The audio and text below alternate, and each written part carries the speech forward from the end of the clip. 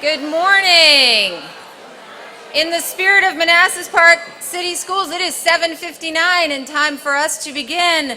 Would the audience please rise for the class of 2016?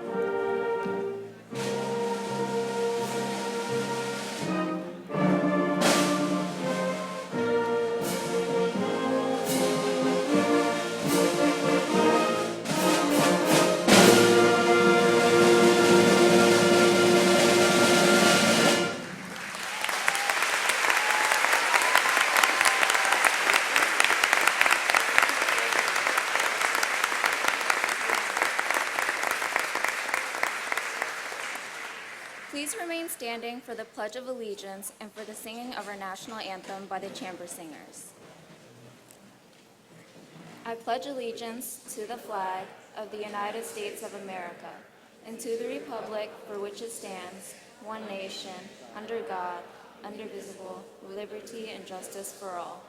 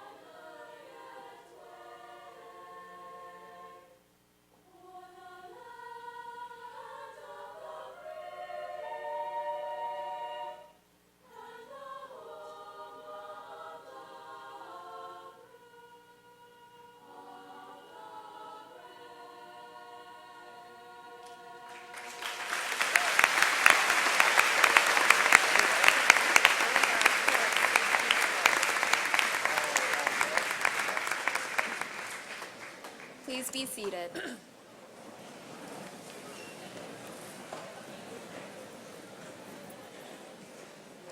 Good morning, ladies and gentlemen. The Honors Assembly is the second of the three flagship ceremonies that commend student success. This morning, students will be honored by the local, state, and national organizations for leadership, scholarship, and service. Dr. Debbie Bergeron, Principal.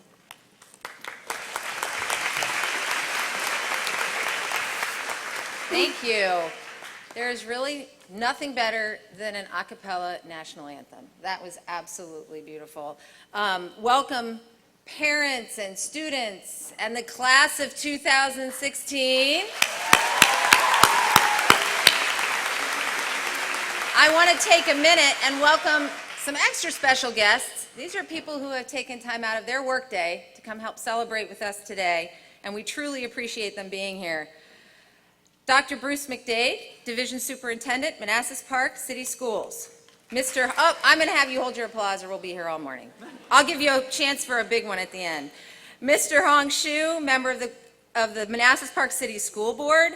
Mrs. Pam Blake, Administrative Assistant to the Division Superintendent, Deputy Clerk School Board. Preston Banks, member of the Manassas Park City Council. Mr. Suhas Nadoni, member of the Manassas Park City Council.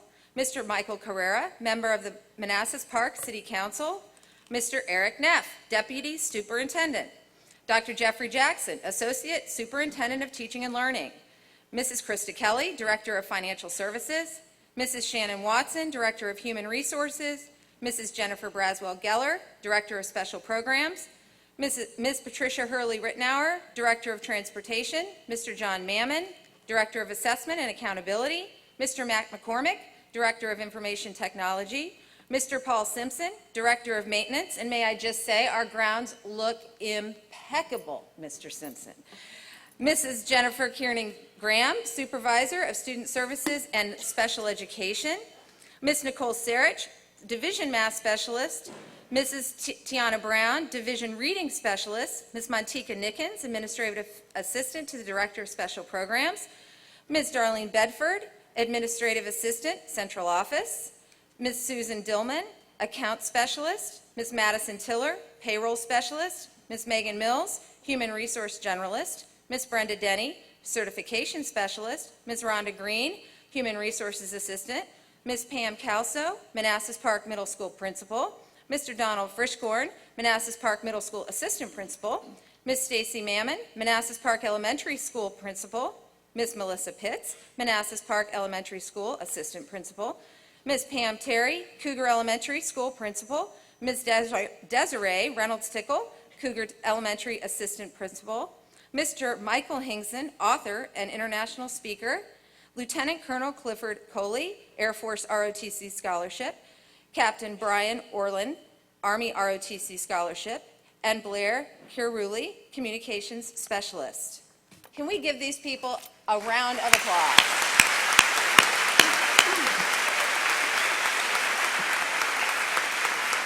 Thank you so much. And in case you were paying attention, you may have noted the entire school system has shut down for this event. That's pretty amazing. You guys have earned quite some accolades today. Well, let's formally get started. Welcome to the 2015-16 End-of-Year Honors Award Ceremony. At Manassas Park High School, this ceremony is very different than at most schools because we are not just recognizing excellence throughout the school year, but this ceremony is kind of like a pre-graduation event. Our graduates are in their caps and gowns. They practice marching in as they will on Saturday, and they do so in front of the entire school, which is kind of a big deal. So in the spirit of kind of a big deal, this year we have a very special guest joining us for honor ceremony. I want to yield as much time to him as possible, so I won't be long here, but I do want to take a minute and provide some context. As many of you know, I love to read books. You might also know my family loves dogs. I have tweeted a few pictures of them out. They're very cute. So when my husband asked for the book Thunder Dog for Christmas, and he asked for it because of the cute lab that's on the front cover, he had no idea what it was about, it wasn't surprising. He read it and gave it to me and said, "You've got to read this book." So I did, and on Valentine's Day I finished it. It was a Sunday, and on a whim I emailed the author and told him what a great book it was and how I had highlighted some parts to use in my graduation speech at the end of the school year. He emailed me back that afternoon. We were talking on the phone that afternoon, and through a very strange course of events, which I won't share here, Michael Hinkson is here today to celebrate with you your phenomenal 2015-16 school year and the graduating class of 2016. He's an author, a 9/11 survivor. He was on the 78th floor of the North Tower of the World Trade Center on 9/11. And what was important here to me is that by my estimation, you are the last graduating class that will probably have a memory of 9/11. You were only about 3, which isn't very old, but an event like that usually sticks in your mind. I find that to be rather significant. With many other people, he escaped that horrific day, but unlike most who did so, Mr. Hinkson is blind. He's been blind since birth and has used a guide dog to support his daily routine since he was 14 years old. As you can imagine, his escape from the tower just minutes before it collapsed, and then his escape from the city, which was in turmoil, is amazing.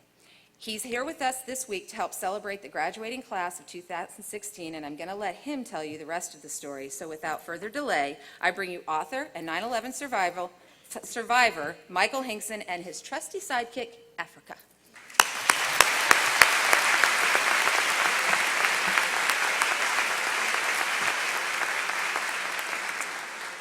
Wow. Who is that guy? Thank you, Dr. Bergeron, for inviting me to come and be here. And as you heard, I have my colleague Africa here, and I'd like you all to meet her. Affy, come here. Come on, come. There you go. Turn around. This way. Come here. Now, up here. Come. Good girl.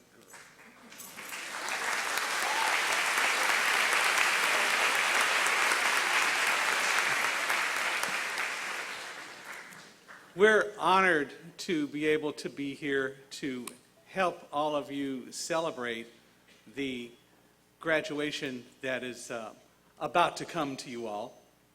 And I'm really honored to have the opportunity to be here and to talk to you a little bit about our story and hopefully say some relevant things to all of you.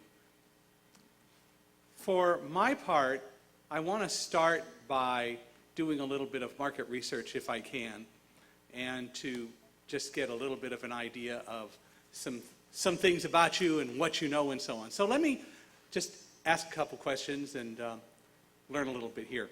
So how many of you are ready for the summer? And this is good for parents as well as students, by the way. How many of you are ready for the summer to begin and school to be over? Okay. How many of you have vacation plans?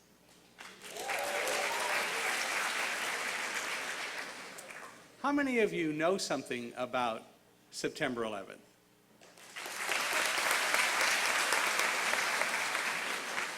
Now, I'm really pleased that a bunch of you applauded, but I do have another question for you. For those of you who didn't operate this way, how many of you think it's a bright idea that when a blind lecturer asks you questions that you raise your hands to answer? Don't tell me that some of you didn't do that. Well, I ask you that for a reason, and I want to use that question, that last question, to drive a point home. But let me start this way. Mahatma Gandhi is widely regarded as the father of the independence of India in the 1940s. He's also, although not always acknowledged as such, one of the greatest men of peace and change through peace in the 20th century and perhaps in the entire world. Gandhi supported change, revolution through change, but peaceful change. Was never a man of war, and accomplished more through his ideas and concepts of peaceful change and revolution than almost anyone I can think of. One of the things that Gandhi once said is, interdependence is and ought to be as much the ideal of man as self-sufficiency. That is a very powerful statement. Interdependence is and ought to be as much the ideal of man as is self-sufficiency. If you put that in the parlance of the Bible and other such things, it does mean you are your brother's or sister's keeper. It means that no matter what we say, no matter what we read, no matter what we hear or feel, we all, in one way or another, rely on each other. Let me say it a different way. There is no one in the world who has ever accomplished anything without somewhere having the assistance of someone else. I cannot think of any example of anyone ever who has done something without somewhere not having the assistance of someone else. Einstein developed the theory of relativity. No question about it. I can talk about that, by the way, because I have a master's degree in physics. But Einstein had a lot of help along the way. His teachers, students, teachers are good people too. Colleagues and others gave him the knowledge, the confidence, and whatever it was that allowed him to, in 1905, formulate the theory of relativity. Jonas Salk developed the vaccine for polio. Same thing. Everything that you all leave here and accomplish will be in part because of the assistance of teachers, friends, colleagues, administration, parents, yes, parents too, everyone. And that is something that you should keep in mind. Teamwork is a part of our world, and it ought to be. We all rely on each other. I use Africa down here to make sure that I walk safely. It's my job to know where to go, but it's Africa's job to get us where we need to go safely. We have to operate as tight-knit a team as any Naval SEAL team, Army Rangers, or any close-knit corporate entity. Rather than spending a lot of time just preaching to you about all the platitudes of what you're going to go off and do with your lives and so on, I would rather illustrate anything else that I could say by telling you a little bit about my story. As Dr. Bergeron said, I survived being in the World Trade Center on September 11th, 2001. My life began in 1950, long time ago. I was born in February, weighed only 2 pounds 13 ounces, and I've stayed skinny ever since. Actually, not too bad anymore. It's going down. But when it was discovered that I was blind, the doctors told my parents that I should be sent to a home because no blind person could ever amount to anything in society. Blind people could not be productive.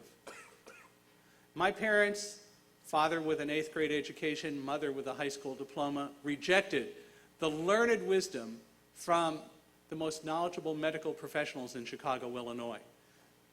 They said, no, we're going to take him home and he's going to be able to do whatever he chooses to do. He's going to be as productive as he wants to be. It'll be his choice, and we're going to give him that opportunity. The result was I went home and never really thought about being blind. I knew I was blind, but I was required to do the same thing that my brother did, who was 2 years older. I was responsible for home chores and so on. We moved to California when I was 5. I went to public school, learned to read and write. It took a while before I could start getting textbooks in Braille, which is my methodology of reading. Braille is as much a language, it is as valid and relevant a language as writing and print is for most of you who can see.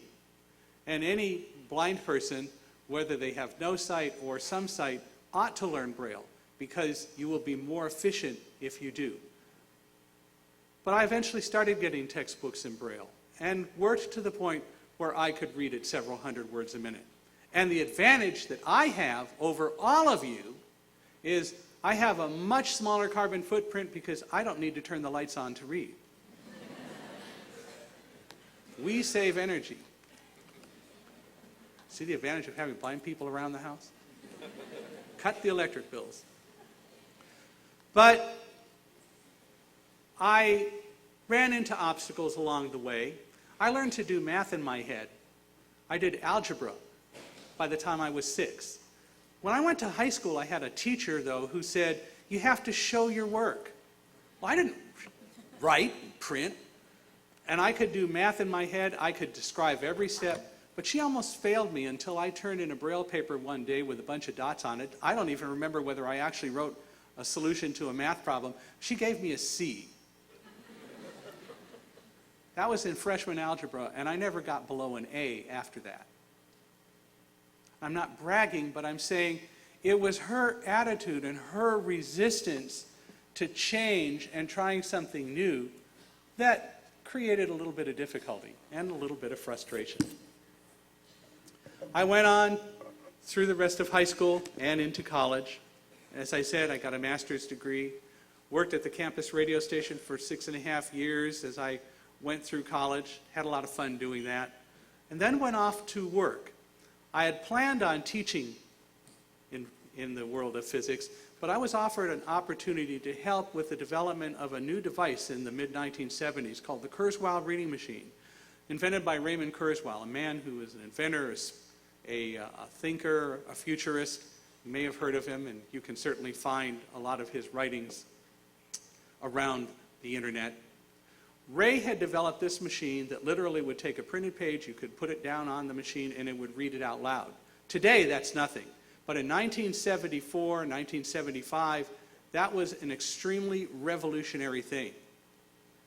Instead of using a $100 scanner and a PC, it was a $50,000 dedicated machine. It was almost as large as this podium. But Ray needed help from blind people to make sure that it had the features that the machine needed to have in order to be a productive, useful tool for blind people. So he worked with the National Federation of the Blind to create a project to put machines around the country and to allow blind people to use them. So literally the prototypes were taken out of the factory, and my job was to travel the country on a daily basis seeing how people were using the machines. I could be on any given day anywhere from Boston to San Francisco, observing people, training people, writing training curriculum, and eventually writing the final report, giving Ray recommendations for what the machine had to do. I was hired by Kurzweil, and after 6 months I was called in, having moved to Boston, and told that they were going to have to lay me off because the company was growing too fast for its own good. I was given an option, however. Tell you what we're going to do, the director of marketing said. If you want to stay, you can't do what you're doing, you're going to have to sell. Ooh, sales to a scientist? Selling? That's almost as bad as becoming a lawyer. Not quite, but. Anybody coming toward me? And I thought about it for 5 seconds and said, sure. But you're not going to be selling the reading machine for the blind. We have a new commercial device that does optical character recognition for people who are in corporations or law firms or banks or book publishers who need to scan old printed material and get it into a computer readable form. Again, a very revolutionary technology at the time. My job was to sell up and down the East Coast and to Canada. I did that, and eventually the company was purchased by Xerox, and I was transferred back to California, where I had lived after moving from Chicago when I was 5. I was transferred back to help with the integration of the West Coast part of Xerox and Kurzweil. My thanks for that, after the Kurzweil was totally assimilated by the Borg Xerox, resistance was futile. My thanks for that was, along with the rest of the Kurzweil staff, I was laid off and told, we don't need your services because we're bringing in salespeople from Xerox to do what needs to be done. So I went off and looked for another job. I couldn't find one because no matter what my sales record had been at Kurzweil, no matter that we overachieved goal, I was told, but you're blind. You can't do what we need you to do. The unemployment rate among employable blind people in this country, according to the Social Security Administration, is over 70%. It is not because blind people can't do the work. It is because people who are not blind think that blind people cannot do the work. They're not willing to explore the possibility that we can be valuable members of the team. My response to all that was to start my own company selling computer-aided graphic design systems to architects. Figure out that for a blind guy to be selling graphic systems to build houses or to design the building of houses to architects. But the reality is I didn't need to know anything about the workings of the machines as such. That is, I should say, I didn't need to work the machine. What I needed to know was how to operate the machine, so I could sit an architect down in front of it and say, you want to design a house? How would you start? Okay, let me tell you how you start with this machine. And within a few hours, they had a house drawn, doing three-dimensional walkthroughs and fly-throughs and the other things that they would have to do to show a customer the neat thing that they designed. I did that for 4 years and then eventually went back into the workforce because I decided that owning my own company was great, but I didn't want to continue to do that. I was married by that time. I had married my wife Karen in 1982. By the way, Karen also is a person with a disability. She happens to use a wheelchair and has been in a chair her whole life. Great team marriage. She reads, I push, works out well. And so in 1989, I decided to go back into the workforce and joined a company where I worked in Southern California selling to the East Coast. I worked there for 7 years and then was asked, because we were selling to the East Coast, to move to the East Coast to sell. With a little bit of trepidation because I didn't think, and my wife didn't think, that the company was really organized enough to have a good sales force on the East Coast and to support it well, but we accepted the challenge and moved, mainly because I didn't want to go doing another job search. In 1996, we moved to the East Coast and I opened an office for the company on the 23rd floor of Tower 2 of the World Trade Center. I worked there for a year. Unfortunately, our visions were realized and the company didn't do a great job of doing the support it needed to do in order to have an effective operation. So I was recruited away to join another company. And then again I was recruited in 1999 to join Quantum Corporation, a Fortune 500 company that manufactured products that people would use to back up computer data. They asked me to open an office. They had been selling through other channels, not direct sales, and they wanted to open a direct sales force and also have a direct presence in the New York area to support what the company needed to do. I opened an office for Quantum on the 78th floor of Tower 1 of the World Trade Center.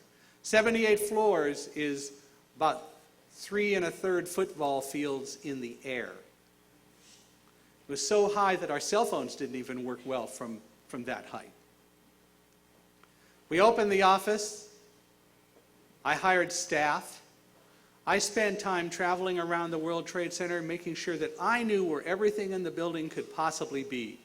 Because if I were going to be operating an office, I had to be as effective as any sighted person would be, and perhaps more so.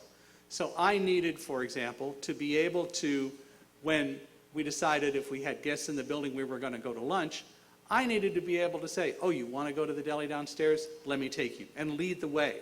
Not hold on to someone's arm and say, I don't know how to get there, you're going to have to lead me. Especially when 2 hours later we would be negotiating multi-million-dollar contracts. I needed to do whatever it took to make sure that I could be as effective as anyone else. I chose to do that. And we always sold well above goal. In August of 2001, one of our distribution partners and I decided that we ought to hold some training seminars to teach people how to sell our products, all of their salespeople, people not part of our company.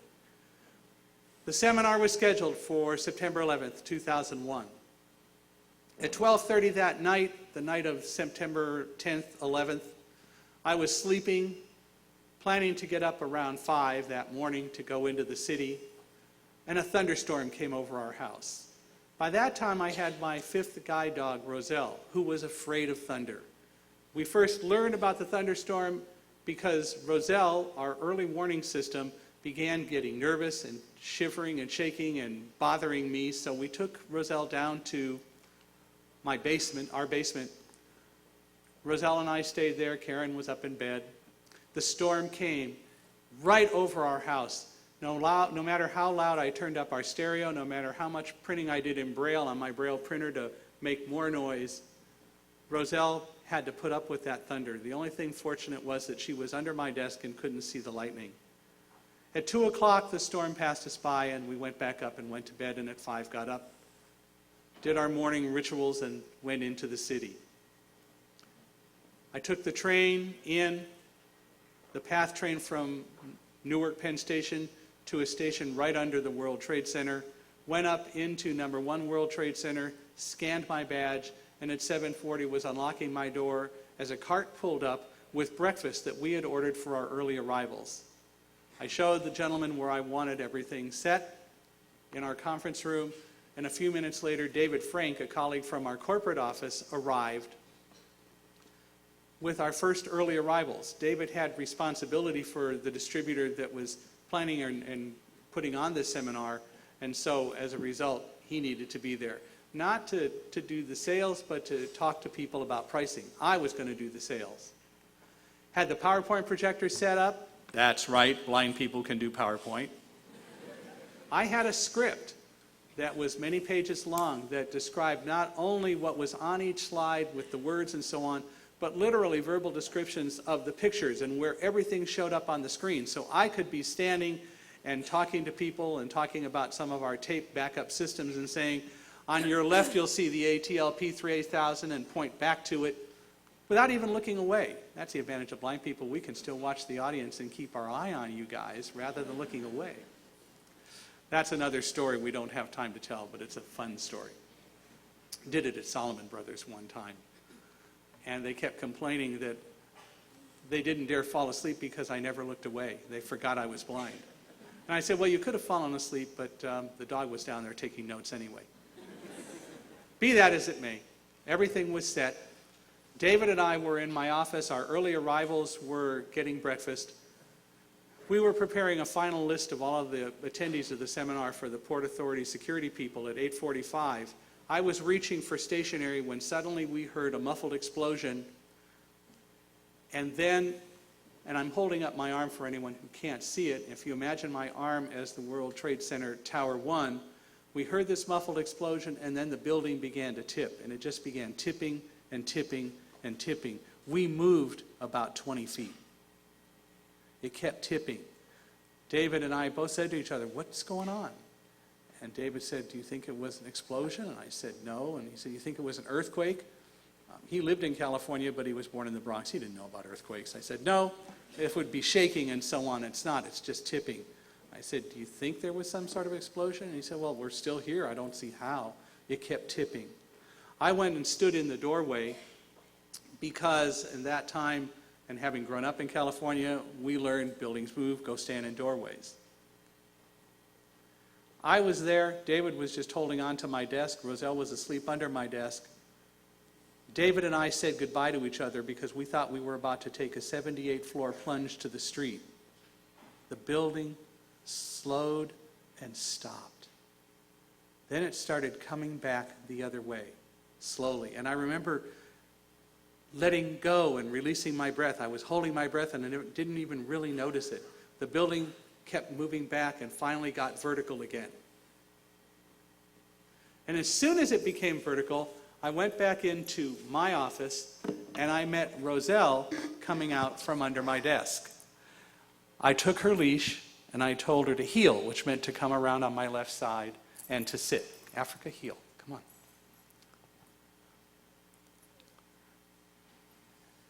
You know, you're not helping.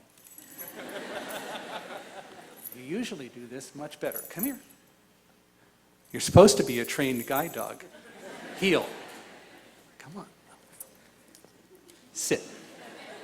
It works. Roselle came around on my left side and sat, and about that time the building dropped straight down about 6 feet. We know today that that's exactly what it was supposed to do because when it was tipping, expansion joints were widening, that were absorbing the energy, and that's why the building didn't break off. The building dropped. As soon as it stopped moving, David turned and looked out the window and suddenly started shouting, "Oh my God, Mike, there's fire and smoke above us. There are millions of pieces of burning paper falling outside our windows. We can't stay here." I could hear debris falling outside the windows. And I said, "Okay, David, slow down." "No, we got to get out of here right now. We can't stay here. There are millions of pieces of burning paper falling outside the window. I can see fire and smoke above us. We got to get out of here right now." And I kept saying, "Slow down." Our guests began to scream. They started moving toward the exit to the conference room into the main lobby of our offices to leave the area. I said, "Slow down, David." "No, we got to get out of here right now." "Slow down, David. You can see what's going on." The sighted guy's seeing all this horrific stuff, and the blind guy is saying, "Slow down." But David wasn't seeing what I was seeing. I understood and believed David when he said there was debris falling. I could hear it. I believed him when he said there was fire and smoke. But what David wasn't seeing that I was seeing was a dog sitting right next to me, as Africa is doing now, not in any way reacting or indicating that she was nervous or afraid. That told me that whatever was going on wasn't so imminently close to us that we couldn't try to evacuate in an orderly way. One of the things that I had done was to make sure that I knew what the emergency evacuation procedures were in the World Trade Center, so that I could make sure that I, if we ever had an emergency, would be able to evacuate in an orderly way.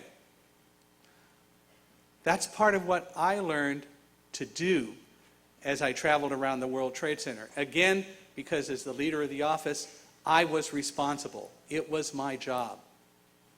I finally got David to focus. I said, "Get our guests to the stairs. Don't let them take elevators because you saw fire."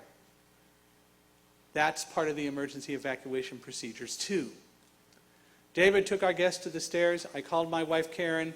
I told her that there had been some sort of an explosion or emergency or something was going on and we were going to have to be leaving the complex and that I would let her know when we were out. So David came back, we swept the office, we went to the stairs, and we started down. Almost immediately I began smelling an odor, and it took me a little while to figure out that what I was smelling were the fumes from burning jet fuel. I had been in many airports, had 100,000 miles a year plus working for my companies. I knew what jet fuel was like, but I couldn't fathom it being in the World Trade Center. But I smelled it that day, and eventually I realized it was jet fuel. And I observed to other people walking down the stairs with us. I observed what I just told you, and they said, "Oh, you're right. We must have been hit by an airplane." But we didn't know. We walked down the stairs. We passed, and were passed by people helping burn victims down the stairs. At one point on the stairs, a woman stopped near us and said, "I can't go on. I can't make it. We're not going to make it out of here." And 9 of us just surrounded her and literally had a group hug and said, "Come on, you can do it. We're all in this together. Let's just keep going." And she was able to continue down. David, at the 50th floor, suddenly stopped and said, "Mike, we're going to die. We're not going to make it out of here." And I realized I had to keep him from descending into some bad state of mind. I just said, "Stop it, David. If Roselle and I can go down these stairs, so can you." See, I also have a secondary teaching credential that I got in California, and one of the courses I took was Teacher's Voice 101, so I knew how to talk like a teacher. Isn't that right, teachers? Most people don't know about that course, but I know I gave it away, but it's okay. So we continued down the stairs. At the 30th floor, well, let me stop. David, after he came out of his funk, said, "I'm going to walk ahead of you on the stairs, and I'm just going to shout up to you whatever I see." It's kind of my way to keep my mind on something other than what's going on. I said, "Okay." I didn't need that, but I appreciated him doing it. But more important, what David did was, I think, one of the most wonderful things from that day, because suddenly he was giving everyone within the sound of his voice something to focus on. "Mike, I'm at the 48th floor. Everything is good here. Going on down." Anybody below him heard that there was somebody above them that was okay, and that helped them. People above him heard him below them, so they knew that it was okay so far going down the stairs. He kept lots of people focused. Meanwhile, I was encouraging Roselle, "Good girl, keep going forward," as we went down the stairs. We kept going. People followed me. Later, I was told by a number of people, as late as a couple of years ago, people who came to hear me speak say to me things like, "We were in the World Trade Center and we saw you going down the stairs and you didn't seem to be having any problems, so it gave us the confidence. We followed you and we just all made it out." We eventually got to the 30th floor, and David said, "Hey, I see firefighters coming up the stairs. Everybody move to the side, let them by." The stairs were wide enough that we could do that. So we moved to the side of the stairs, and we stood there as firefighters came. I went down to where David was, and he said, "They're not quite here yet, but they're dressed with heavy protective clothing, and they got packs on their backs with maybe 100 pounds of stuff." It was more like 40 or 50, but who knew? The first guy got to us, and he wanted to help me down the stairs rather than going up, and I said, "No, we're good. We really don't need help." And of course, he wanted to continue to help. I didn't want help. You can't get lost going downstairs. But more important, I resisted because he was part of a team, and I knew from all the things that I had learned that the firefighters had to carry all their equipment up the stairs. If I let him or someone help me go down the stairs, it would have been taking someone from their team out of position. And I didn't want to be responsible for that. So we eventually got through that, and I convinced him that I had my friend David who could see, and so since there was a sighted guy along, it was okay, of course. We went on down the stairs. People passed up water bottles at one point because it was getting pretty hot, not from the fires, but just from the press of bodies. But we finally made it down the stairs, got to the lobby. As we went out of the stairwell, the lobby was ankle deep in water because the water sprinklers were on, just to make sure that there was water in case a fire broke out. FBI, police, Port Authority people were escorting people through the building. They weren't letting anyone go outside at that point. They wanted everyone to go through and get as far away from the towers as they could. And at 9:45, an hour after the plane hit, we finally made it outside. We went out. David looked around and said, "I see fire in Tower 2. I said, "What are you talking about?" We didn't know. We had no idea what had happened because we were locked in our little cocoon on the stairs. We didn't know that Tower 2 had also been attacked. We were told to leave the area, and with the idea of Tower 2 being on fire in mind, we walked over to Broadway and started walking north, and eventually got to a street where we stopped because David said, I can see the fire clearly in Tower 2, kind of diagonally across from us. We stopped so I could try to call my wife and let her know that we were out. The phone circuits were busy, couldn't make it through. David took pictures. I had just put my phone away and David was putting his camera away when suddenly a police officer near us yelled, "Get out of here, it's coming down now!" And we heard this rumble that became this deafening roar in about a half a second. I described the sound as kind of a combination of a freight train and a waterfall. Metal clattering, glass clinking and breaking, and then this white noise sound of the building coming down, pancakes straight down. Everyone turned and ran. I turned and ran. David had already run. He was gone. Roselle and I turned and we started going back the way we came. We ran until we got to Fulton Street, the next street going back now south on Broadway. There was a building on my right-hand side. I turned right. We were running down Fulton Street, and I caught up to David. It turns out we ran the same way. And David had realized that he had left us and was going to come back and try to find me, but we found him first. And so he apologized. I said, don't worry about it. Let's keep going. And we ran. And suddenly we're engulfed in the dust cloud. All the dirt, the dust, and debris.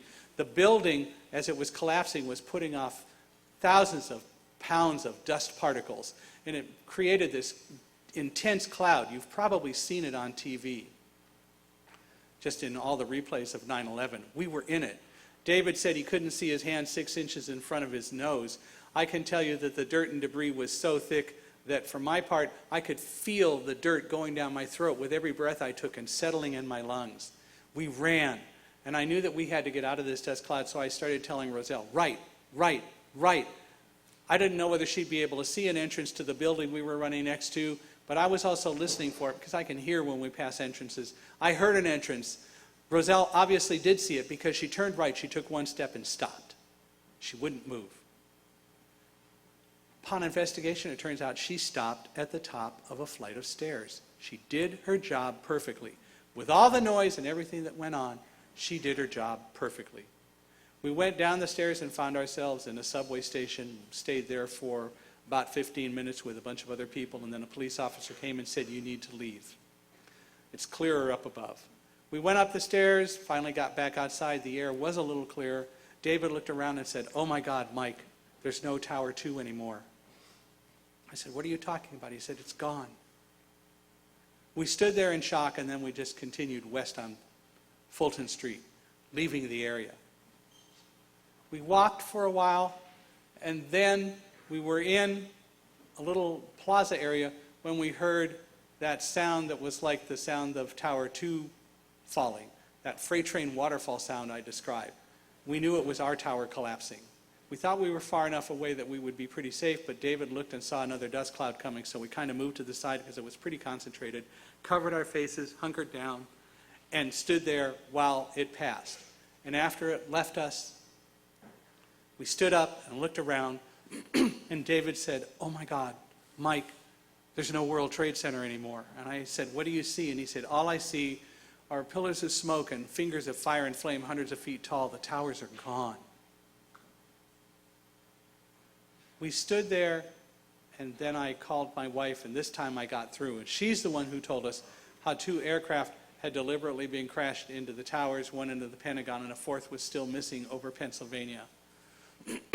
Later that afternoon, I learned that the trains were running, and I was able to catch a train back to New Jersey and get home about 7 o'clock that night. A friend of ours, a longtime friend of Karen's from high school in California, Tom Painter, was living in New Jersey, and he had come down to be with us when he heard about the World Trade Center, not knowing that I had already gone into the city and was there. But he drove Karen to the train station because she didn't want to drive our van. We got home. I took off Roselle's harness, and the first thing she did was went and found her favorite tug bone and found my previous guide dog, Looney, who was still living and with us, and they started playing tug of war. If that doesn't put life in perspective, I don't know what does. Why do I tell you that story? That story, in so many ways and with so many permutations, is the epitome of teamwork. between a blind person and a guide dog who each have a job to do to make the whole team successful. People working with each other on the stairs, strangers helping each other, making life better as we went down the stairs. After 9/11, the country was so unified in so many ways, but over time we've lost that. We've forgotten that lesson. If my story means anything, it has to be that we need to reconnect and create that sense of interdependence again. It is as much the ideal that we should all seek to attain as self-sufficiency. It is what we need to do. All of you can make this a better world by creating teams, by accepting people who are different than you, by not caring that someone may use Braille instead of print, by recognizing that we all have skills, no matter what we do, and that each of us has skills that can contribute to the whole. So the choice is yours. Do you want to help create a more interdependent world? Do you want to work to seek a better life for all of us? Or do you just want to go off and do your own thing and don't care? I speak because I want to be a part of and help make this a better world. I hope all of you do too. As I end this, I want to read to you something from Thunderdog. It's called Guide Dog Wisdom, Lessons I Learned from Roselle on September 11th. And it goes like this. Number 1, there's a time to work and a time to play. Know the difference. When it's time to work, the harness goes on. Work hard. Others are depending on you. Number 2, focus in and use all of your senses. Learn to tell the difference between a harmless thunderstorm and a true emergency.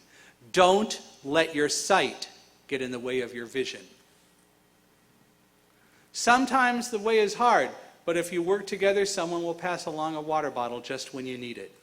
Number 4, Roselle's favorite, always, but always kiss firefighters. Number 5, ignore distractions. There's more to life than playing fetch or chasing tennis balls. Number 6, listen carefully to those who are wiser and more experienced than you. They'll help you find the way. Number 7, don't stop until work is over. Sometimes being a hero is just doing your job. Number 8, the dust cloud won't last forever. Keep going and look for the way out. It will come. Number 9, shake off the dust and move on. Remember the first guide dog command, forward. Number 10, when work is over, play hard with your friends and don't forget to share your favorite Boda-Bone.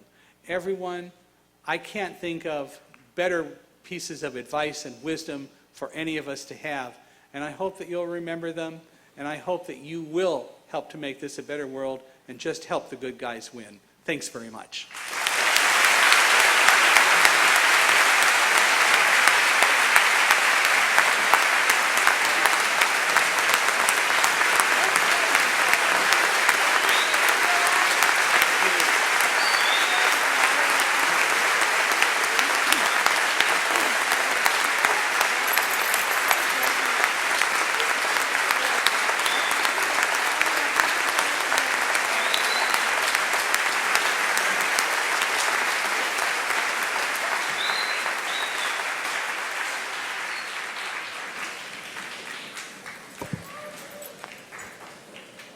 It is my pleasure to recognize the following individuals. Students, please stand and remain standing until all names have been called. Audience, please hold your applause until all students have been recognized. This year's representative for Girls State is Madeline Knight. This year's representative for Boys State is Nicholas Louveros. This year's representative for the Hugh O'Brien Leadership Conference is Morgan Foster. This year's University of Virginia Jefferson Scholars nominee is Emily Hsu. Please give these students a well-deserved round of applause.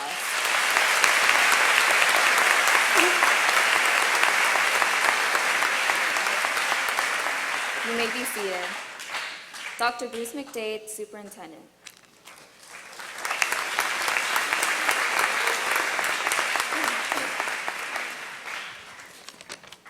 Thank you and good morning, everyone. It is my pleasure to recognize 19 students in the class of 2016 who have distinguished themselves by scoring a perfect 600 on multiple occasions. This past school year, we administered over 7,000 SOL tests, using 1,000 computers and laptops, 800 of which were wireless. These students have done a remarkable job because, as you know, these SOL tests are no longer minimum competency tests, they're tough tests. And these folks have done a wonderful job. When I call your name, students, please rise.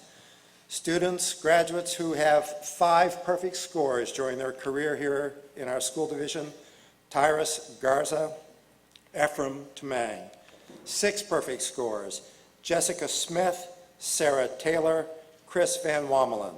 7 perfect scores: Reza Aravello, Christopher Freeman, Maya Hankins, and Caitlin O'Neill.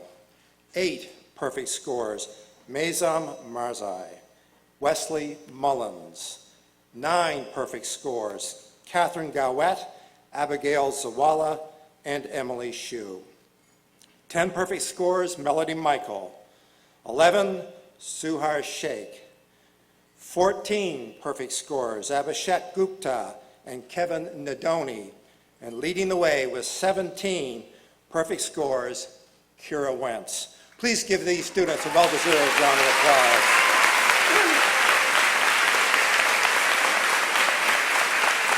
You may be seated. And before I sit down, I would be remiss if I did not take this opportunity to mention 3 also outstanding, remarkable folks. They didn't take any SOL tests, but they gave us a tremendous amount of service, their heart and soul. I would like to recognize the following folks for their service to Manassas Park and wish them the very best as they enjoy retirement. 18 years, assistant principal at Cougar Elementary School, and now the principal of Cougar Elementary School, Miss Pamela Terry. Please rise.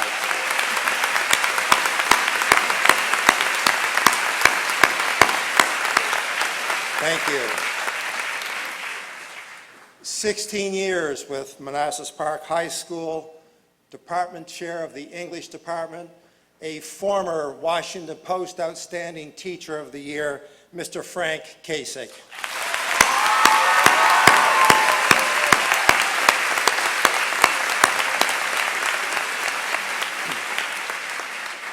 And finally, serving our school system, our high school, for a remarkable 28 years. Also a department chair, chair of the math department, also a Washington Post Outstanding Teacher of the Year recipient, Coach Jeff Florio.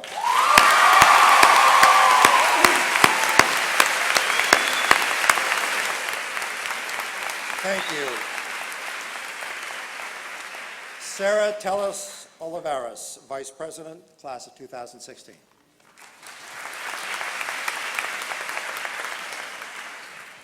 Good morning, ladies and gentlemen. It is my pleasure to recognize students for leadership, service, and scholarship. Students, please stand and remain standing until all names have been called. Audience, please hold your applause until all students have been recognized. This year's representative to the Martin Luther King Jr. Oratorical Contest, sponsored by the Prince William Alumni Chapter of Delta Sigma Theta Sorority, is Janice Jefferson.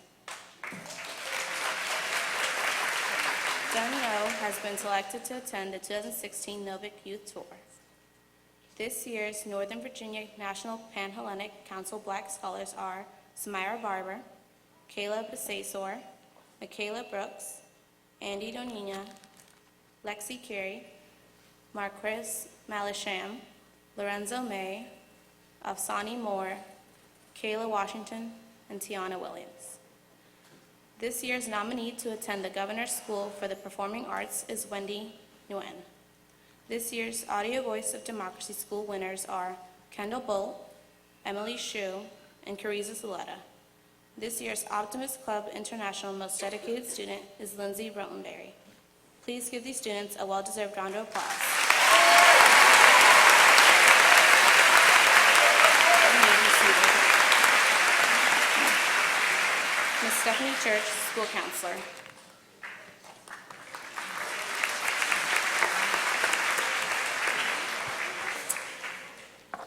The following students have exemplary, or in some cases, perfect attendance for the 2015-16 school year.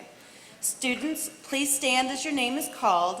Audience, once again, please hold your applause until all students have been recognized. This is quite a lengthy list, so congratulations, guys. 9th grade, Cristobal Apacu, Carmen Alvarado, Kevin Argueta Reyes, Alaya Batiste, Christian Beals, Charles Bonadies, Vladimir Brand, Jenny Canas Romero, Kanitha Check, Angela Ciseco, Savannah Davis, Chloe Doel, Angeli Gonzalez Martinez, Melanie Hurd, Edgar Hernandez Malara, Maria Jimenez Gomez, Kaylee Johnson, Diksha Jyothi, Anthony Lopez Hernandez, Christian Lopez, Heshin Liu, Valentina Marin Martinez, Kevin Martinez Ayala, Jasmine Martinez Lobo, Samaya Marzai, Solir Mejia, Sebastian Muga, Ryan Nadoni, Henrique Neves de Oliveira, Ryan Oling, Elmer Palacios Ortega, Matila Pammy George, Marvin Perez Silas, Adidas Fung, Julio Ramos Vasquez, Ruth Racinas Rodas, Carlos Samaron, Alejandra Sanchez, Emily Swanson, Brian Torres Melgar, Shaylee Valdez Colanderas, Joshua Veroni, Carson Webb, Amanda Wu, and Joanna Wu. 10th grade, Catherine Cayes Irazo, Renee Chavez, Alexandra Dotson, Brooke Dunn, Maria Duque Carrillo, Abigail Duval, Erwin Fezu, Edwin Flores Mancia, Jason Gomez, Catherine Gonzalez, Ellery Greer, Eric Ha, Astrid Kamabaya, Charmaine Keith, Alia Limon, Kevin Luck, James Mawel, Marcio McCoy, Ariana Mira, Dariana Munoz Rosales, Dung No, Wendy Nguyen, Raphael Pammy George, Kristen Powell, Beatrice Razulu, Dalton Rhodes, Marley Rosales Umana, Stephen Ruiz, Amza Saifi, Ilyas Sultani, Derek Stoughton, Sharon Taylor, Kylie Toland, Eileen Tran, Tien Vu.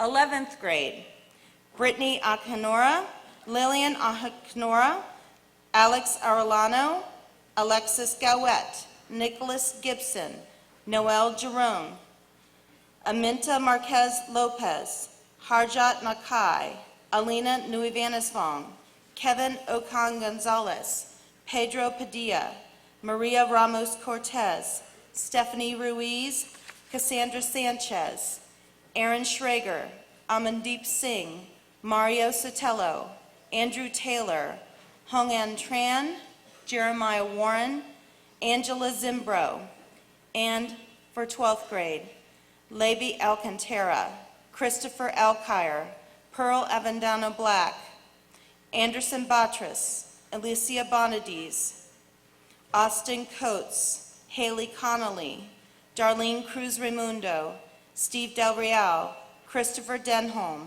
Andy Donina, Kevin Escobar, Cheyenne Hutchison, Jacqueline Keith, Hanu Lim, Marianne Manet, George Martinez Rivas, Lorenzo May, Mohammed Mirzai, Elijah Morales, Locke No, Melissa Oliva, Maria Orlana and Perez, Andrew Ramirez, Oscar Rivas Moss, Jordan Rodriguez, Zuhair Sheikh, Abigail Sawala, Efren Tumang,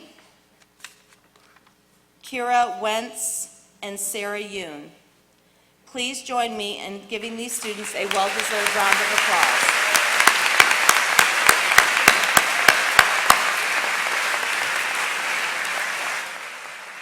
Thank you. You may be seated.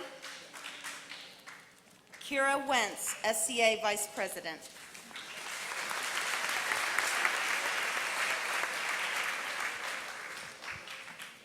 Good morning. It is my pleasure to recognize students for excellence in service and citizenship. Students, please come forward as your name is called. Audience, please hold your applause until all students have been recognized. The recipient of the College of William & Mary Leadership Award is Ariel Johnston. The recipient of the Herff Jones Believe in Yourself Award is Emily Shu. The following students are being recognized by the United States Marine Corps. The Distinguished Athlete Award is presented to Paulina Jeffroy. The Scholastic Excellence Award is presented to Zuhair Sheikh. The Semper Fidelis Award is presented to Shane Limer.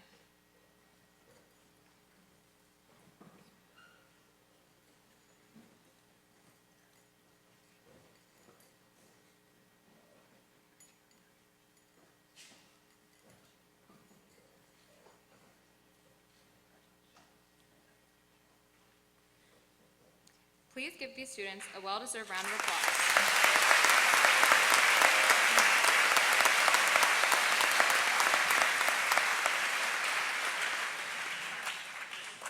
Each year, students are recognized by departments for academic achievement. Mrs. Christy Revis, Career and Technical Education.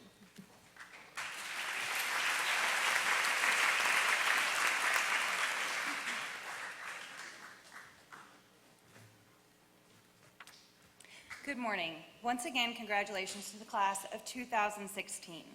The Career and Technical Education Department, also known as CTE, would like to recognize some outstanding contributors and dedicated learners in the classroom. Students, please stand as your name is called and remain standing. Audience, please hold your applause until all students have been recognized.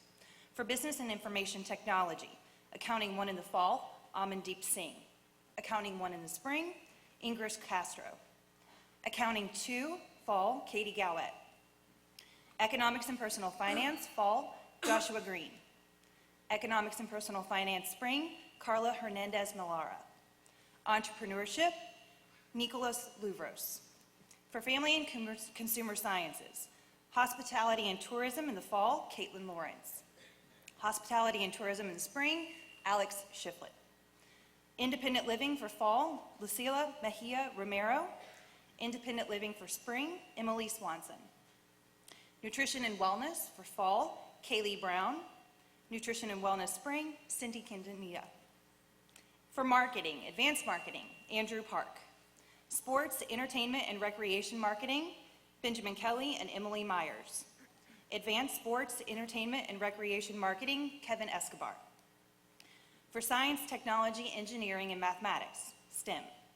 Civil and Architectural Engineering, Brielle Wischel. Introduction to Aerospace Engineering, Carson Polk. Principles of Engineering 1, Kellen Diaz, Charlie Lopez, and Brian Lamb.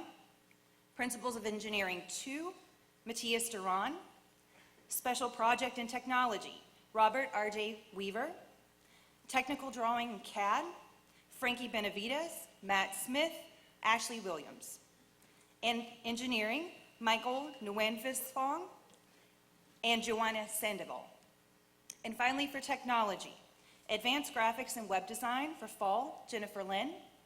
Advanced Graphics and Web Design spring, Clara Van Williman. Photojournalism 1 for fall, Lucia Gonzalez. Photojournalism 1 for spring, Paulina Hernandez. Photojournalism 2, Kylie Toland.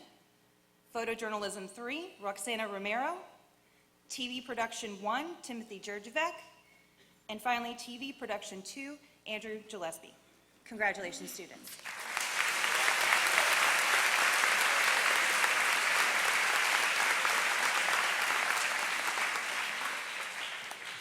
And next, the English department with Mr. Frank Kasich.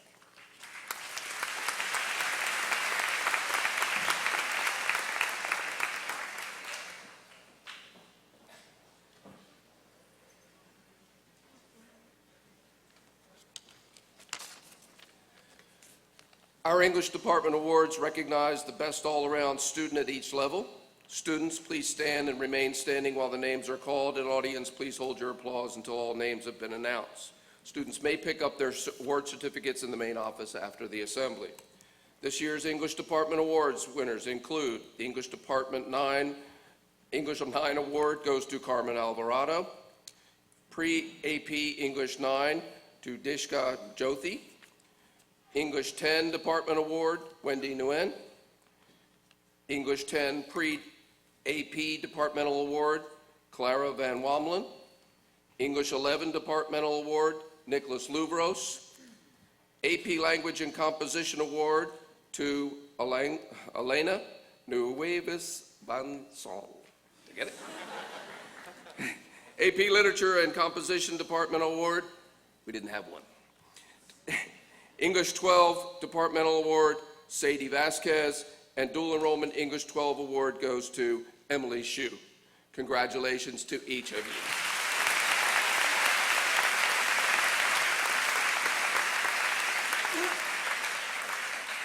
And now I'd like to introduce Ms. Christina Schenk from the Fine Arts Department.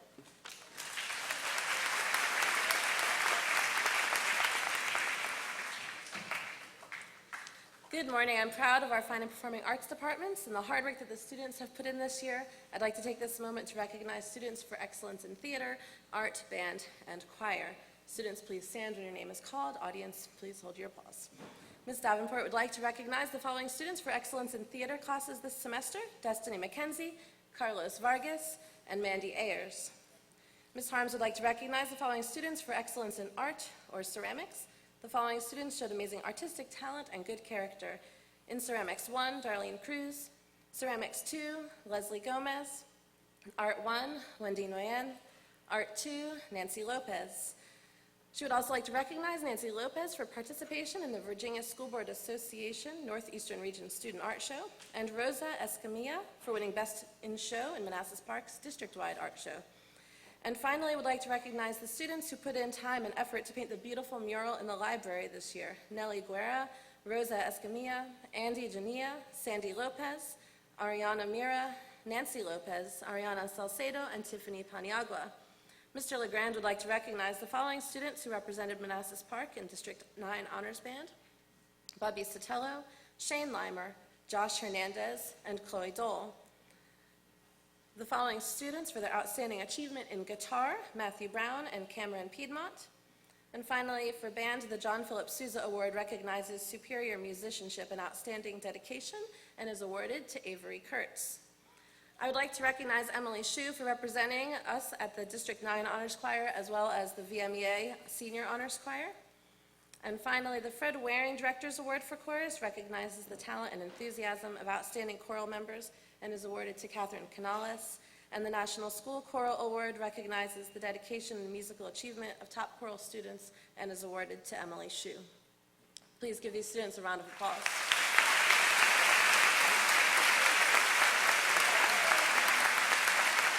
Liz Meitzler for the Foreign Language Department.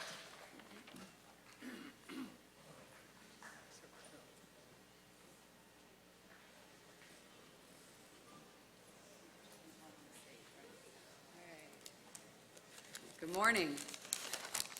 All right, the World Languages Department would like to recognize the following students for outstanding achievement and dedication throughout this school year.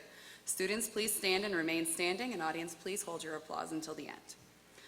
Nathan Escobar, Sharon Taylor, Young Nyo, Madeline Marquez, Catherine Calle-Serrazo, Brooke Dunn, Michael Nusvanisfong, Andy Fung, Christopher Freeman, Lucila Mejia Romero, Doris Alfaro Bonilla, Maria Jimenez Gomez, Kevin Flores Soriano, and Eddie Estrada Quevedo.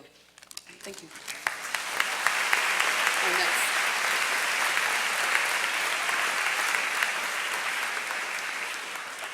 All right, and next, Jeff Florio, mathematics.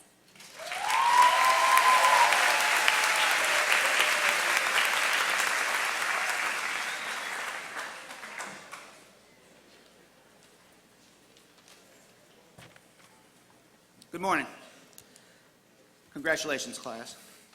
Outstanding Mathematicians Awards for the 2016 school year are based on not only achievement, but the students who show true classroom leadership and sometimes work above and well beyond what their ability is. In Advanced Placement Calculus, the Outstanding Mathematician Award goes to Locke Nyo. Advanced Placement Statistics, Brian Lamb. Please stand. All right. Math Analysis, Clara Van Warmelen. In Probability and Statistics, the Outstanding Mathematician Award goes to Amanda Ayers. In Algebra 2 Honors, Miss Melody Hurd. In Algebra 2, Kaylee Johnson. In Geometry, Ariana Saucedo. In Algebra Functions and Data Analysis, Jaslyn Riveros Vasquez. In Algebra 1, Edgar Hernandez Malara. And in Pre-Algebra, Kenya Martinez. Congratulations to you.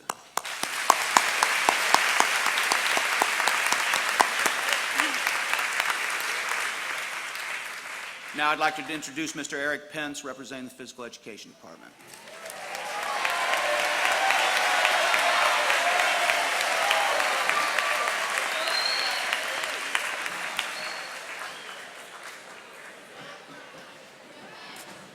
Good morning. The Health and Physical Education Department would like to recognize the following students. When your name is called, please stand to be recognized. Audience, please hold your applause to all names being called. For excellence in health and physical education 9, Matthew Smith and Ember Inglis. For excellence in health and physical education 10, Derek Stoughton and Brooke Dunn. For excellence in sports medicine 1, Miriam Janjua. And for excellence in sports medicine 2, Andy Donina. Please join me in giving these students a round of applause. Thank you. I would like to welcome our next speaker, Ms. Kathy Maurer, Science Department Chair.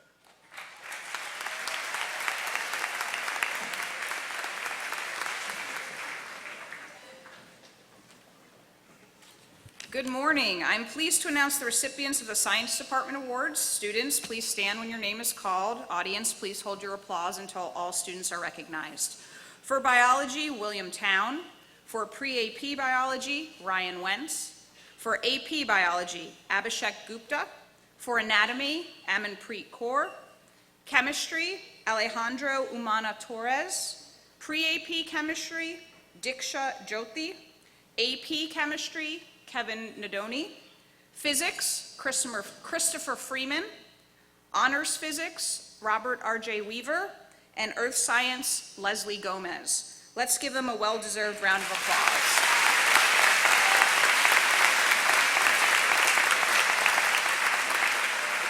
And now I'd like to introduce Mr. Mike Kelly, Social Studies.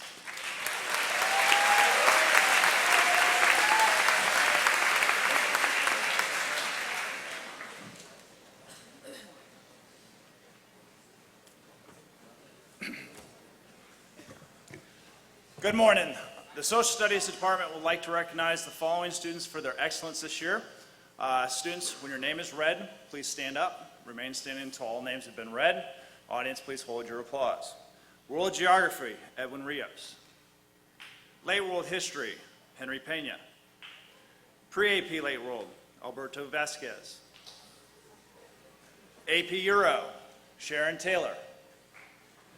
USVA, Ripley Peltier. AP US, Andrew Taylor. Government, Oleg Minulenko. AP Government, Kira Wentz. Psychology, William Studeni. Psychology, Melody Michael. Please give these well-deserving students a round of applause.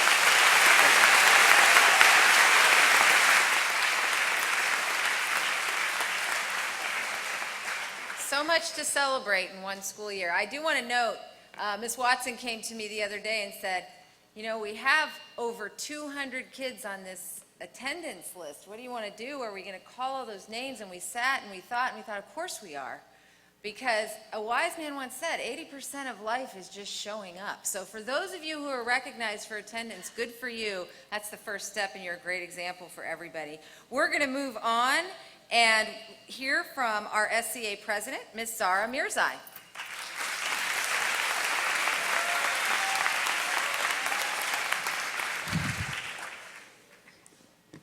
Good morning, parents, faculty, honored guests, and my fellow students. When I was told 3 weeks ago that I needed to have a speech prepared for today, I honestly did not know what I could say to you all that you have not heard the last 15 to 18 years of your life. But I did know for a fact that I did not want to stand up and tell every single one of you that you will always succeed if you try your hardest, because quite frankly, that is not realistic. The truth is, every one of us will fail more than once in life. But that's okay, because no one is perfect and nothing in life will ever be perfect. Mr. LeHue recently said something to me that I will never forget, and that was, everyone fails, but it's how you overcome it and move on from it that's important. We view failure as such a disappointment and think of it as a negative aspect in our lives. What we don't realize is that those failures and mistakes make us stronger each time and encourage us to do better the next time around. I say this to my fellow students today because regardless of where we are in our lives, whether you're a freshman lost in the hallways trying to get to your class, a sophomore discovering what high school really has to offer, a junior freaking out about what colleges are looking for, and a senior just trying to graduate and start the next chapter of his or her life, we all have one thing in common, and that is that we all make mistakes, and we will all fail at some point of our lives. It could be getting an F in one of your classes, not making the soccer team, getting rejected by the girl or guy you had a huge crush on, or not getting the job you wanted. Any of these can make someone put their heads down and just quit.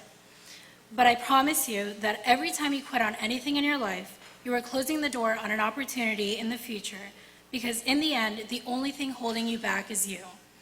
So I urge all of you today to never let an obstacle stop you from reaching your goal, because you have to remember it's not the obstacle that's the problem. It's what we decide to do after we face it that can make the difference between success and failure. Although many of us would like to think we made it here alone, it could not be more false. Because without the support of our teachers each day for the last 13 years of our education, and the foundation they have provided for us to build upon in the future, it would be impossible to move on to anything higher than what we have today. With that being said, we should never forget what we have been through in the past impacts our future, and the memories we have made and all the influential people who have come in and out of our lives every day are what shaped the incredible individual you are today.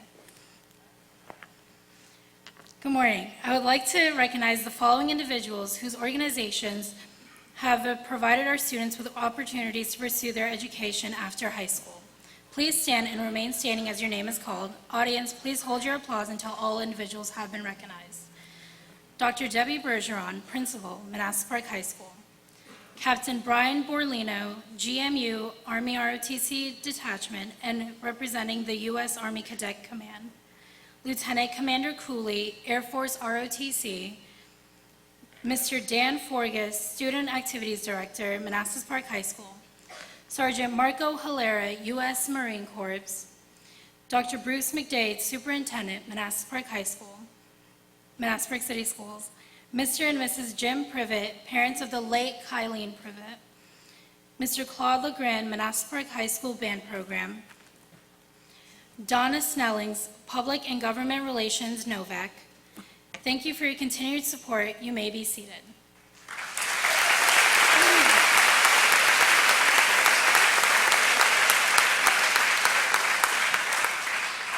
Matt Seeloff, Assistant Principal.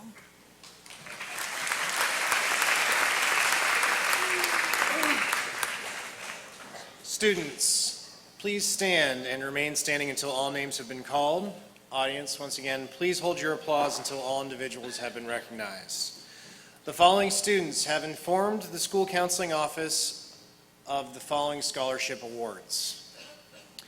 Madeline Alvarenga has been awarded university grants in the amount of $4,965. Madeline will attend George Mason University. Danica Booth has been awarded the Cambodian Buddhist Temple Scholarship in the amount of $200. Danica will attend Virginia Commonwealth University. Jasenia Diaz has been awarded college grants in the amount of $15,030. Jasenia will attend Northern Community College. Ethan Gaines has been awarded the Lee Jackson Scholarship in the amount of $2,000, the Patrick Henry Scholarship in the amount of $21,000, the HSC Good Man Award in the amount of $5,000, and additional college grants totaling $3,100. Ethan will attend Hampton-Sydney College. Katie Gowett has been recognized as a Smithfield Scholar and has been awarded a scholarship in the amount of $5,000 a year for 4 years and a Foreign Studies Scholarship in the amount of $2,000. Katie will attend Christopher Newport University.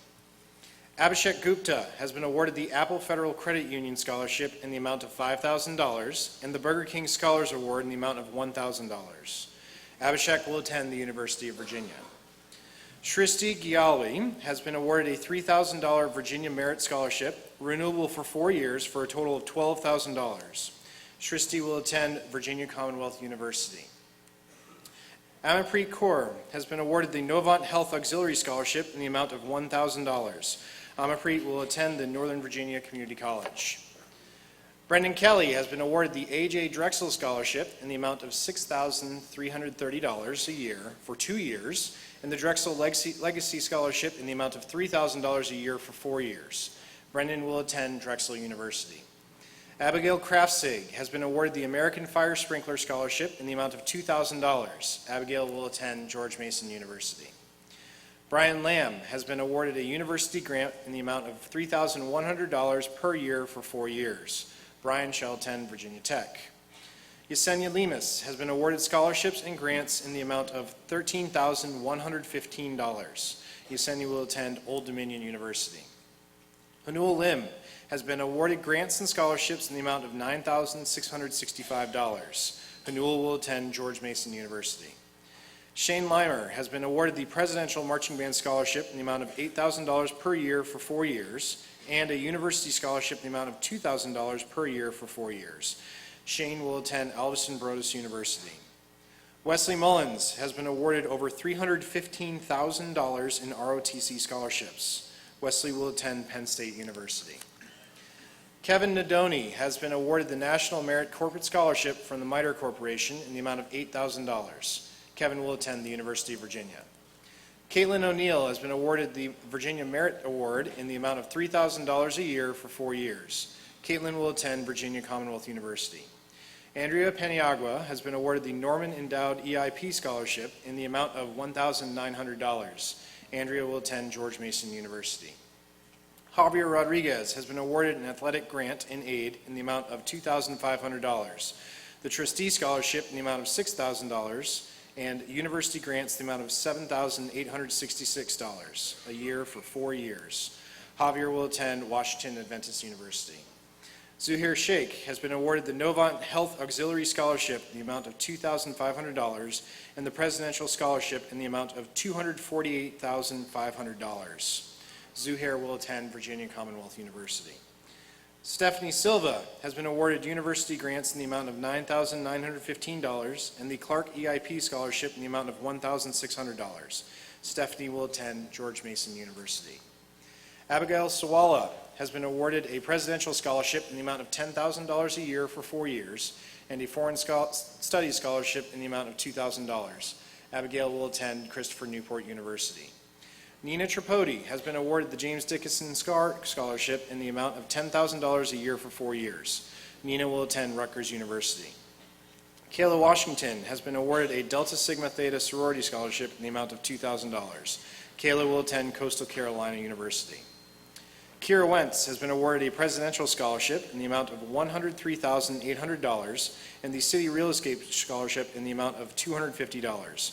Kira will attend the University of Alabama. Emily Hsu has been awarded the SEG Foundation Marathon Oil Scholarship in the amount of $3,000, a research stipend in the amount of $3,000, the Apple Federal Credit Union Scholarship in the amount of $5,000, the Armed Forces Communications and the Electronics Scholarship in the amount of $2,000, the National Association of Secondary Schools Principal National Honor Society Scholarship in the amount of $1,500. Emily will attend the College of William and Mary. Will you please join me in giving these students a well-deserved round of applause?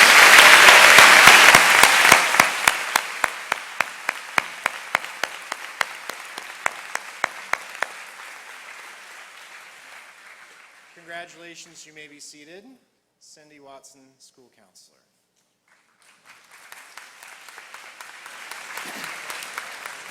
And we move forward with more phenomenal scholarship information from our students. Students, I would ask you to please come forward as your name is called. Audience, please hold your applause. The Bull Run Rotary Scholarship in the amount of $1,000 is awarded to Millennia Foskey.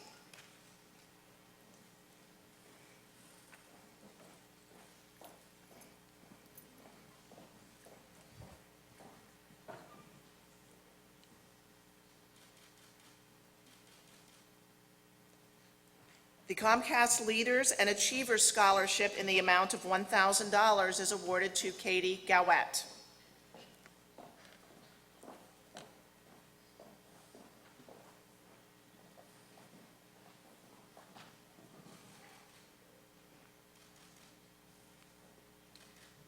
DAR Good Citizen Recognition in the amount of $25 is awarded to Emily Shue, and Emily's essay for this competition was moved to the state level.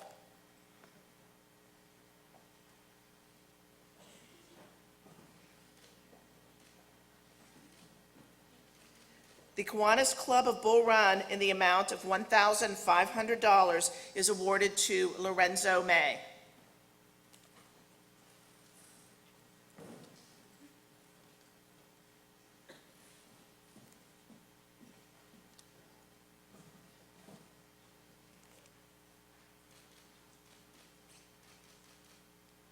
The Lou Maroon Memorial Scholarship in the amount of $2,500 is awarded to Hanul Lim.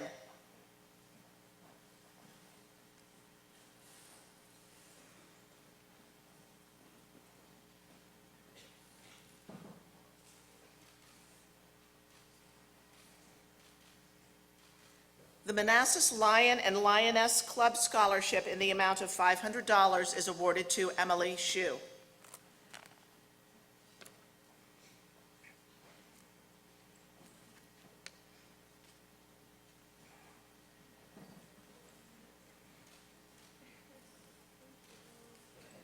The Jeff Florio College Board Math Scholarships in the amount of $600 each are awarded to Chris Freeman and Brielle Witchelt.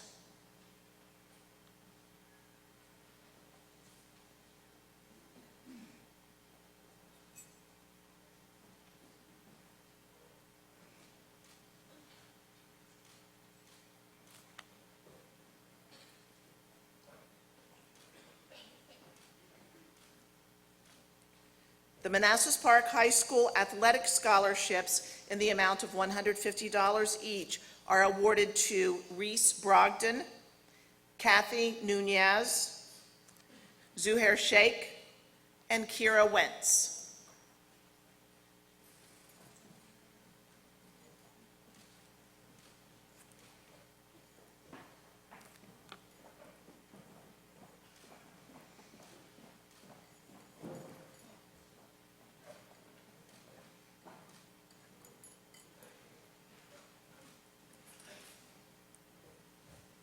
The Manassas Park High School Community Service Scholarship in the amount of $400 is awarded to Andy Donina.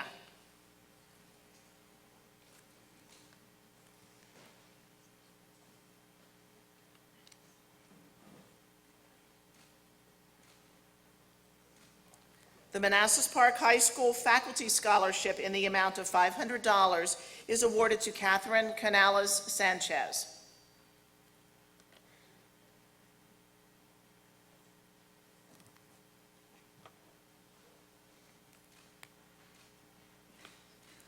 The Manassas Park High School Music Scholarship in the amount of $300 is awarded to Lorenzo May.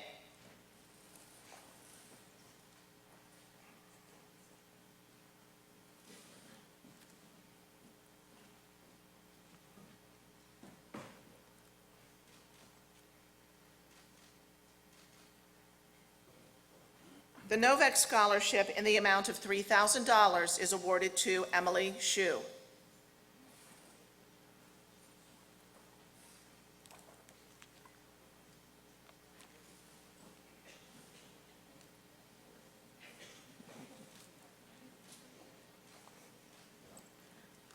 The Rotary Club of Manassas Career and Technical Scholarship in the amount of $2,500 is awarded to Alexi Carey.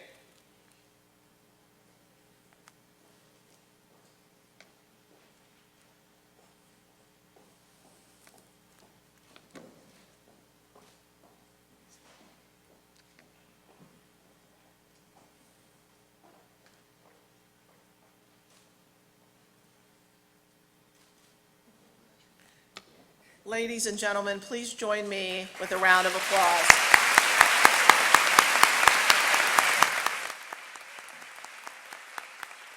Congratulations. Mrs. Christy Revis, Executive Director, Bell Foundation.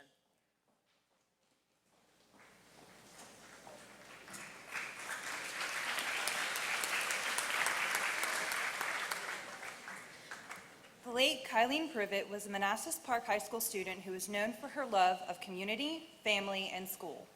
The Kylene Privet Memorial Scholarship in the amount of $1,000 is awarded to Marquez Malisham. Please come forward.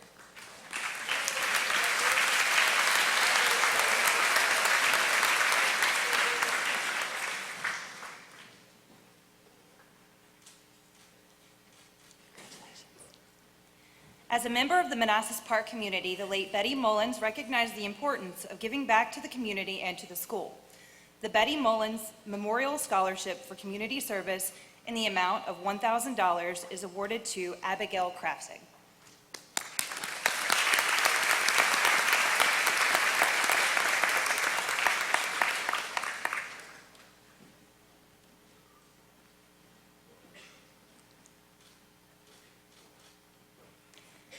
The late Maurice A. Allen was an advocate for continuing education after high school and a strong supporter of the community college system. The Maurice A. Allen Community College Scholarship in the amount of $1,000 is awarded to Alicia Bonadise.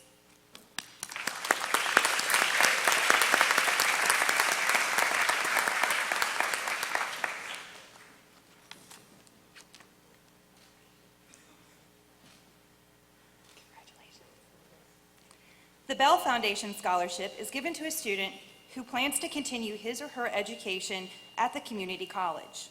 The Bell Foundation Community College Scholarship in the amount of $1,000 is awarded to Jennifer Mayorga.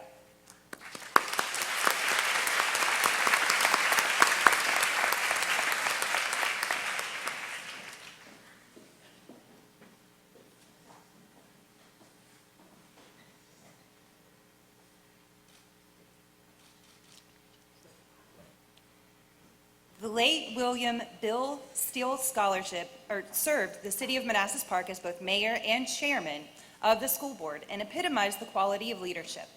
The William Steele Leadership Scholarship in the amount of $1,000 is awarded to Kira Wentz.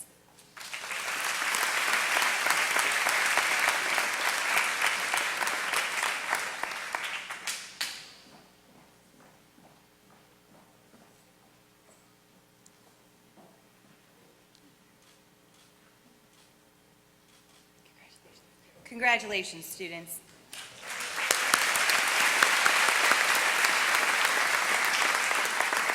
Mr. Eric Neff, Executive Director of Administrative Services, and Dr. Bruce McDade, Superintendent.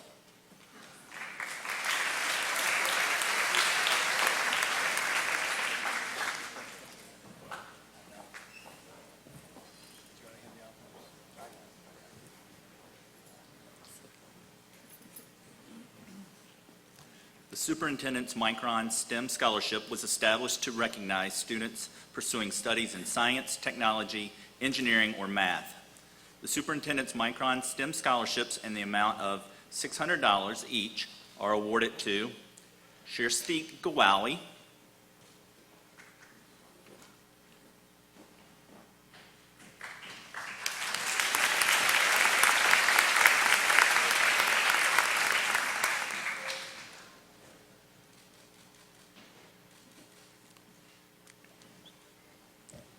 Maya Hankins,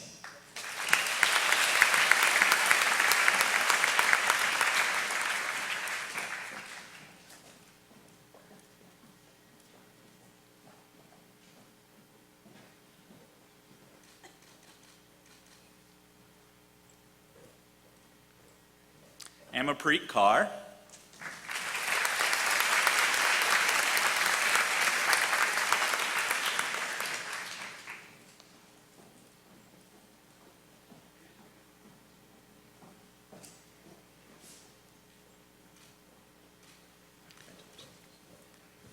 Abigail Krafzig,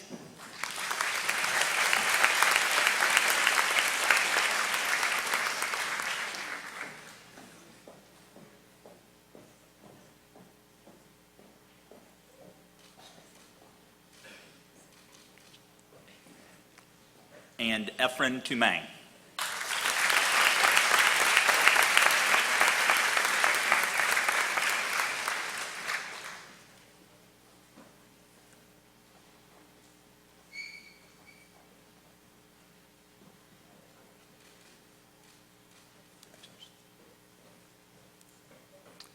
Thank you. Mr. Charles Forrest, Assistant Principal.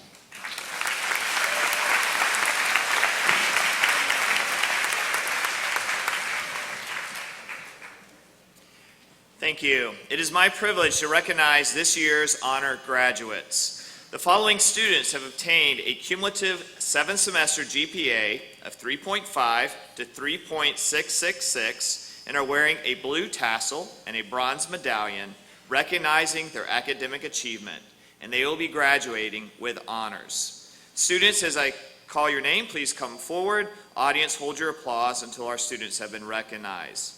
Pearl Avendado Black, Samira Barbour, Melanie Carrera Caro, Darlene Cruz Ramundo,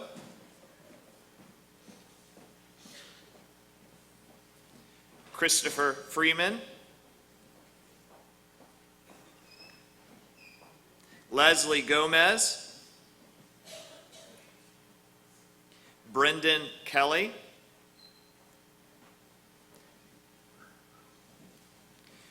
Zara Mirzai, Maria Paniagua,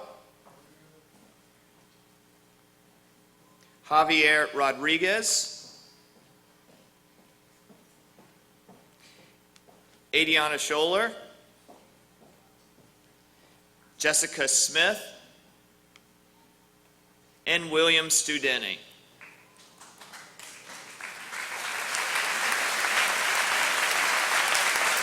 The next students have obtained a cumulative 7-semester GPA of 3.667 to 3.866 and are wearing a silver tassel and a bronze medallion to recognize their academic achievement. They will be graduating with high honors. Levis Alcantara Rivas, Kayla Basazor, Danica Booth,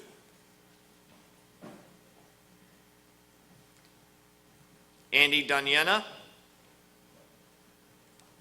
Ethan Gaines, Amarpreet Kaur,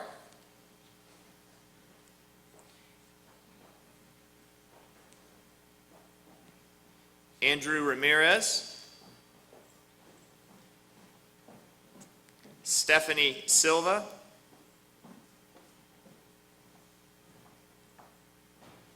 and Shayna Stubenvort.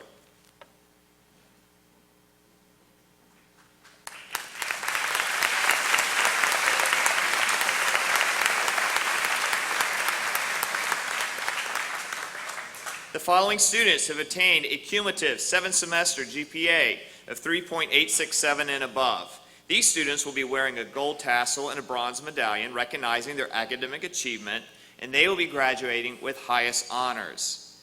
Madeline Alvarenga,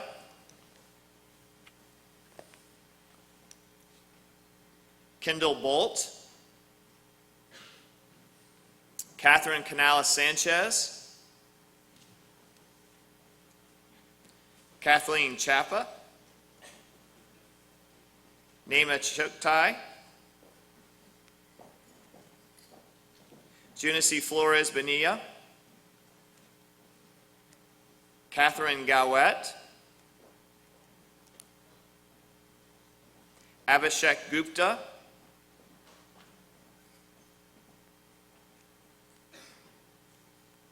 Sharisti Gaiwali, Maya Hankins, Avery Kurtz, Brian Lamb, Hanul Lim, Daniela Martinez, Mason Marzai, Oleg Minyanliko, Wesley Mullins, Kevin Nadoni, Locke No, Caitlin O'Neill, Maria Oleana Amperez, Carrie Ortiz Gutierrez, Foon Pham,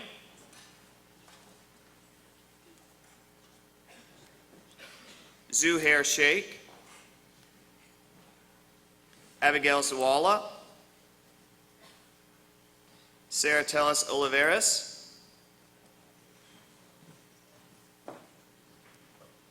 Nina Tripodi, Ephraim Tumeng,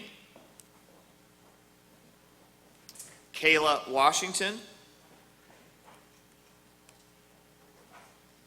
Kiera Wentz, Bria Witchell,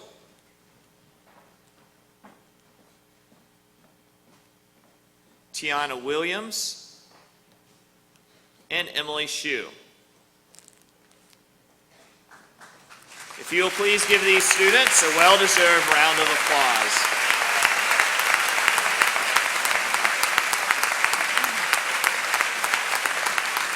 Thank you, students. You may now be seated.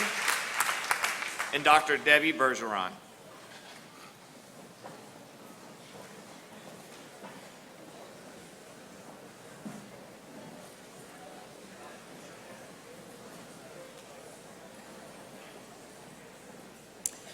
When you walk into our building, there's a great graphic on the floor that says expectations of excellence, and I think it is very clear that all of you have met expectations of excellence this year. This has been an incredible ceremony. I do want to quantify it a little bit because I think this is pretty amazing. This senior class has earned $1.8 million in scholarship money. I think that deserves a round of applause.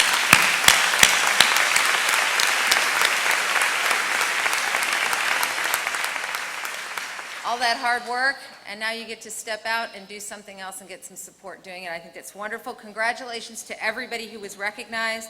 A special thank you to the parents sitting in the back there who took time to come support these kids, and for our guests who attended today, and of course to Michael Hinkson. We really appreciate your presence. And now would the audience please rise for the class of 2016.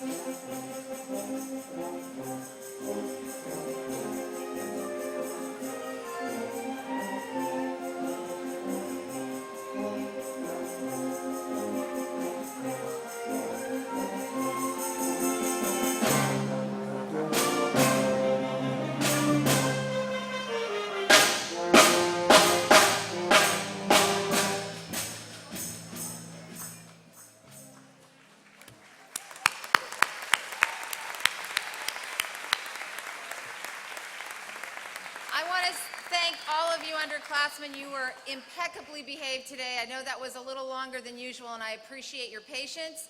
We're going to let the parents exit first, and when they're out, teachers, students are going back to first block to get your things. It is 9:50.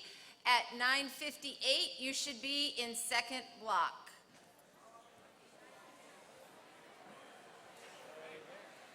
Thank you.